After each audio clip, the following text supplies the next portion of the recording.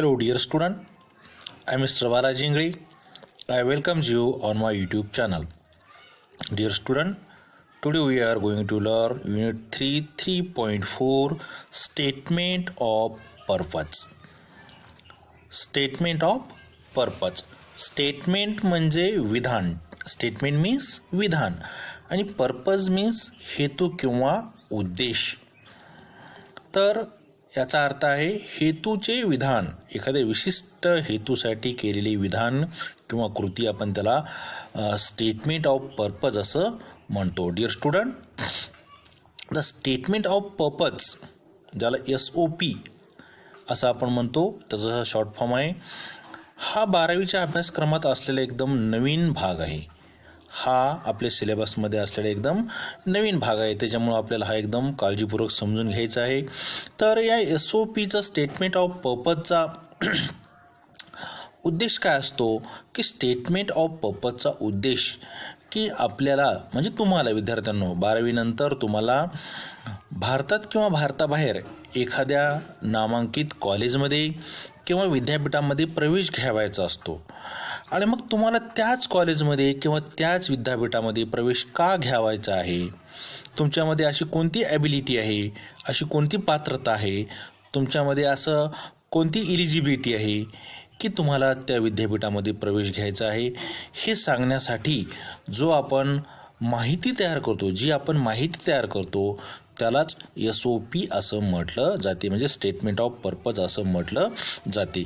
तुम्हाला एखाद्या विद्यापीठामध्ये एखाद्या नामांकित कॉलेजमध्ये प्रवेश घ्यायचा आहे तर तुमच्यामध्ये कोणकोणते गुण आहेत, तुम्ही त्या कॉलेजची निवड का केली आहे, त्या कॉलेजचा विद्यार्थी व्हावा असं तुम्हाला का वाटते, हे सगळ्या गोष्टी एकत्रित सांगाव्याच्या असतात किंवा लिहाव्याच्या असतात.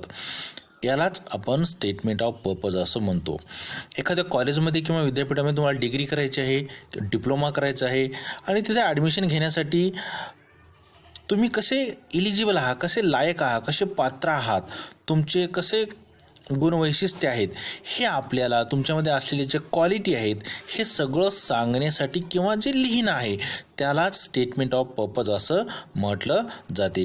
तर विद्यार्थी मित्रांनो, statement of purpose is a part of admission process in college or university. Statement of purpose is a part of admission process in college or university. तर स्टेटमेंट ऑफ पर्पज हे काय आहे, एक प्रकारचं ॲप्लिकेशन आहे. ॲप्लिकेशन म्हणजे अर्ज. Application कोण लिहितो, ॲप्लिकंट लिहितो आणि ॲप्लिकंट म्हणजे कोण आहे, आपला स्टुडंट आहे, ज्याला एखाद्या कॉलेजमध्ये किंवा विद्यापीठामध्ये ॲडमिशन घ्यायचं आहे. Statement of purpose it is an essay. Statement of purpose हे काय, एक प्रकारचा एस्से आहे, एक प्रकारचा निबंध आहे आणि त्याच्यामध्ये आपल्याला काय करायचं आहे की आपल्याला त्या कोर्सला ज्या ॲडमिशन घ्यायचं आहे त्यासाठी लागणाऱ्या पात्रता जे आपल्यामध्ये आहेत त्या सांगायच्या आहेत. त्या सगळ्या पात्रता आपल्यामध्ये ज्या आहेत त्या सांगायच्या आहेत आणि हाच स्टेटमेंट ऑफ पर्पजचा काय आहे, उद्देश आहे. आपण कसे इलिजिबल आहोत, आपण कसे क्वालिटेटिव्ह आहोत, आपली पर्सनॅलिटी कशी इतरांपासून डिफरंट आहे, हे आपल्याला त्या एक्सपर्टच्या पॅनलपुढे ठेवायचं आहे आणि त्यालाच स्टेटमेंट ऑफ पर्पज असं म्हटलं जाते. आपले जे गोल आहे, आपलं आयुष्याचं जे एम आहे ते अचीव करण्यासाठी, आपली पर्सनॅलिटी डेव्हलपमेंट करण्यासाठी आपल्याला त्या विशिष्ट कॉलेजमध्येच ॲडमिशन घ्यायचं आहे आणि ह्या सगळ्या गोष्टी व्यक्त करताना किंवा लिहिण्याचे माध्यम म्हणजे स्टेटमेंट ऑफ पर्पज हे आहे. तर statement of purpose is a part of admission process in college or university. So dear student, अशा प्रकारे हा नवीन भाग आहे आपला स्टेटमेंट ऑफ पर्पज आपल्या सिलेबसमध्ये. तर याच्या विषयी आता आपण माहिती घेणार आहोत. तर इथं दिलं आहे आईस ब्रेकर्स. आता या आईस ब्रेकर्सची आपल्याला काय करायची आहे, माहिती घ्यायची आहे. तर आपण पाहू. तर याच्यामध्ये आहे ice breakers. Match the professions with the desired qualities. आता इथं प्रोफेशन्स म्हणजे व्यवसाय दिले आहेत आणि ते व्यवसायाच्या गुणधर्म किंवा गुणवैशिष्ट्य क्वालिटीज दिले आहेत आणि ते आपल्याला काय करायचे, मॅच करायचे आहेत. तर इकडं आपण 1 2 3 4 हे प्रोफेशन्स आहेत, ABCDE. तर आपण इकडच्या साईडला 1 2 3च्या समोर आपण त्याचे उत्तर आपण दिलेले आहेत. तर ॲक्च्युली हा जो पार्ट आहे विद्यार्थी मित्रांनो, हा तुम्हाला सोडायचा आहे, हा तुमच्यासाठी आहे. तरीही आपण काय करू, हे पाहण्याचा प्रयत्न करू. तर पहा, पहिला प्रोफेशन आहे, आपण प्रोफेशन अगोदर पाहू. बिझनेसमॅन म्हणजे व्यापारी, आर्टिस्ट कलाकार, ॲडव्होकेट वकील, पोलीस, सायंटिस्ट वैज्ञानिक. आता पहा, इकडे क्वालिटीज दिल्या आहेत. आता बिझनेसमॅनची क्वालिटी काय आहे? बिझनेसमॅनची क्वालिटी आहे, इथं आन्सर दिला आहे सी. कन्व्हिन्सिंग, खात्री करून देणे, सेलिंग, विकणे, रिस्क टेकिंग, रिस्क घेणे. कारण की मार्केटमध्ये कधी मालाचे भाव चढ उतार होईल हे आपल्याला सांगता येत नाही, म्हणून हे क्वालिटीज आहेत बिझनेसमॅनच्या. आर्टिस्टचं इथं आन्सर आहे डी, इमॅजिनेटिव्ह. आर्टिस्ट कसा असतो? कल्पना करणारा. क्रिएटिव्ह, नवीन निर्मिती करतो, तो काहीतरी क्रिएट करतो. Thinking out of the box, चाकोरीच्या बाहेर जाऊन तो विचार करतो. ॲडव्होकेट, वकिलाला ई ही त्याचं उत्तर आहे. लॉजिकल रिझनिंग, तर्कशुद्ध विचार करतो तो. ओरॅटरी, एक वक्तृत्व असते त्याच्यामध्ये. क्रिटिकली थिंकिंग, आणि तो काय करतो? क्रिटिकल थिंकिंग करतो, एकदम चिकित्सक अभ्यास करतो तो, समीक्षात्मक अभ्यास करतो तो, आणि त्याची विचार थिंकिंग कशी असते? क्रिटिकल असते. आता पुढचा आहे पॉईंट, पोलीसचं उत्तर आहे बी, अलर्ट असतो. इन्व्हेस्टिगेटिव्ह, काय करतो? इन्व्हेस्टिगेट करतो, म्हणजे एखाद्याचा शोध लावतो तो गुन्ह्याचा. लव फॉर फिजिकल ॲक्टिव्हिटी, आणि त्याला शारीरिक तंदुरुस्त ठेवणं गरजेचं असते. आता सायंटिस्टचं उत्तर आहे रीडिंग, वाचन क्षमता असली पाहिजे. एक्सपेरिमेंट, वेगळे प्रयोग करणं, आणि रिसर्चिंग, आणि तो वेगवेगळे रिसर्च त्याला करता आले पाहिजे. अशा प्रकारे हे याचे उत्तर आहे. एचं उत्तर आहे सी, 1चं उत्तर आहे सी बिझनेसमॅनचं, 2चं आर्टिस्टचं डी, ॲडव्होकेटचं ती, 4 पोलीसचं बी, आणि सायंटिस्टचं ए. अशा प्रकारे हे उत्तर आहेत. आता पुढचा प्रश्न आहे, इथं पहा काय प्रश्न आहे.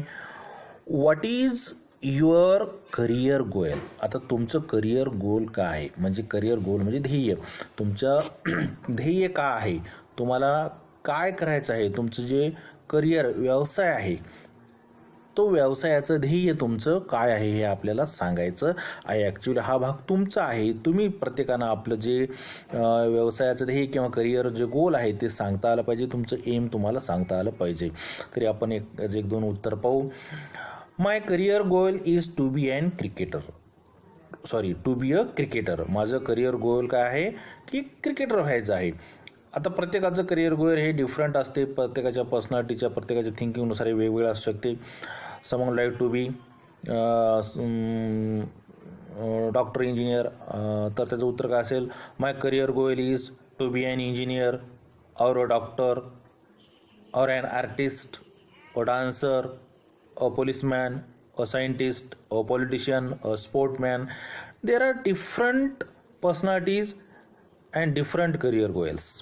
So अशी याची अनेक उत्तर असू शकते प्रत्येक व्यक्तीच्या व्यक्तिमत्वानुसार किंवा त्याच्या आवडीनिवडीनुसार. तर अशा प्रकारे जे आहे.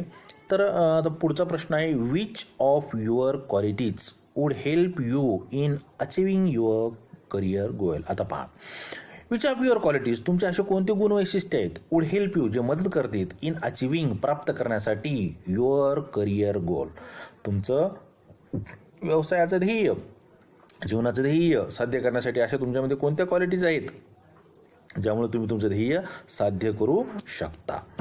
पहा, तर माय करिअर गोल. आता माय करिअर गोल काय आहे की आता प्रत्येकाचं करिअर गोल हे वेगवेगळं असू शकते. तर आता आपण पाहू, तर तुमच्यामध्ये कोणकोणते जे गुणवैशिष्ट्य आहेत, क्वालिटीज आहेत, हे इथं मांडायचे आहेत. तर नंबर 1 पहा, आता कोणकोणत्या क्वालिटी आहेत? Positive thinking. पहिली क्वालिटी काय? Positive thinking. दुसरं सेल्फ कॉन्फिडन्स, स्वतःमध्ये कॉन्फिडन्स असला पाहिजे. तिसरं पर्सनल डिसिप्लिन, स्वयंशिस्त असली पाहिजे. चौथं परश्युअरन्स म्हणजे चिकाटी असली पाहिजे एखाद्या गोष्टीसाठी. पुढचा पॉइंट सेन्स ऑफ डायग्नोसिस और ॲनालायसिस, एखाद्या गोष्टीचं चिकित्सक अभ्यास करता आला पाहिजे, त्याचं पृथक्करण करता आलं पाहिजे, ॲनालायसिस करता आलं पाहिजे, है की नाही. पुढचा पॉईंट आणखीन कोणता आपल्यामध्ये गुड क्वालिटीज आहेत करिअर गोल अचीव करण्यासाठी. बिलीव्ह इन टीमवर्कवर विश्वास असला पाहिजे. कुठली गोष्ट आपण एकाच्या जीवावर आपण साध्य करू शकत नाही. पुढचा हेल्दी फिजिक्स, आपली शारीरिक क्षमता चांगली असली पाहिजे, है की नाही. पुढचा पॉईंट आहे thinking out of the box, चाकोरीबद्ध जो मार्ग असतो त्याच्या पलीकडे जाऊन विचार करता आला पाहिजे. पुन्हा आणखीन कोणता आहे तुमच्याकडे quality, understanding the surrounding as well as global views, आपल्याकडे आपल्या परिसराचा आपल्याला अभ्यास असला पाहिजे आणि जागतिक दृष्टिकोनसुद्धा असला पाहिजे. हे आपले क्वालिटीज आपल्यामध्ये असले तरच आपण आपलं ध्येय, आपलं करिअर गोल आपण काय करू शकतो, अचीव करू शकतो, प्राप्त करू शकतो. अशा प्रकारे हे गुड क्वालिटीज आहेत. तर आता पुढचा पॉईंट आहे किंवा पुढचा क्वेश्चन्स आहे लिस्ट ऑफ द ऑब्स्टॅकल्स म्हणजे अडथळे, विच माईट हॅम्पर म्हणजे सुद्धा अडथळेच, in achieving your goals in life one is done for you. पहा, तर आपण आपलं गोल अचीव करताना आपल्या मार्गामध्ये there are come obstacles and hampers, अडथळे येतात आपल्या मार्गामध्ये आणि त्या मार्गांची आपल्याला काय करायचं आहे, लिस्ट करायची आहे.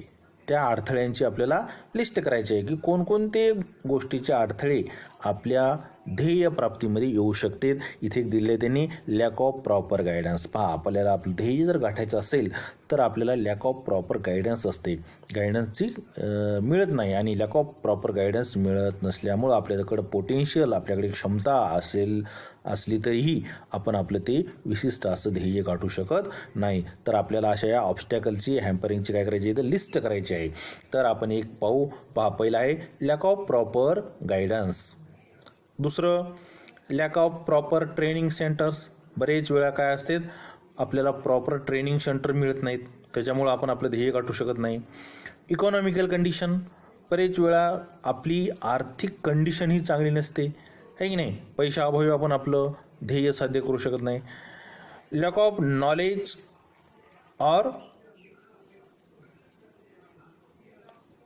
Lack of knowledge about the career, आपल्याला बऱ्याच वेळा आपल्याला काय करायचं आहे आणि कोण्या क्षेत्रामध्ये जायचं आहे आणि त्या क्षेत्राची आपल्याला पुरेपूर अशी माहिती नसते, त्याच्यामुळं आपण आपलं करिअर गोल अचीव करू शकत नाही.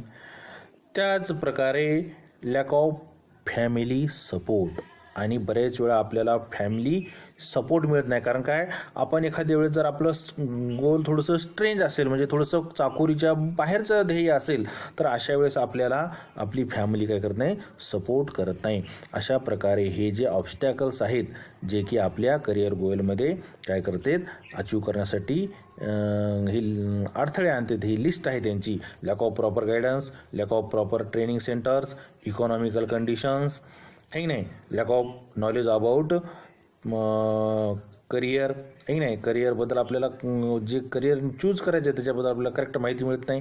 आणि दुसरा अडथळा म्हणजे लॅक ऑफ फॅमिली सपोर्ट. एखादं स्ट्रेंज आपलं जर एखादं वेगळं असं जर आपलं करिअर गोल असेल तर त्या गोलबद्दल आपली फॅमिली काय करत नाही, आपल्याला सपोर्ट करत नाही. तर अशा प्रकारे हे एक प्रकारचं काय आहे, आईस ब्रेकर्स इथं संपलेले आहेत. तर पुढचा पार्ट आपण पाहूत आता, स्टेटमेंट ऑफ पर्पज. आता पहा, इथं दिलं आहे स्टेटमेंट ऑफ पर्पज. तर या स्टेटमेंट ऑफ पर्पजबद्दल आपल्याला पाहायचं आहे.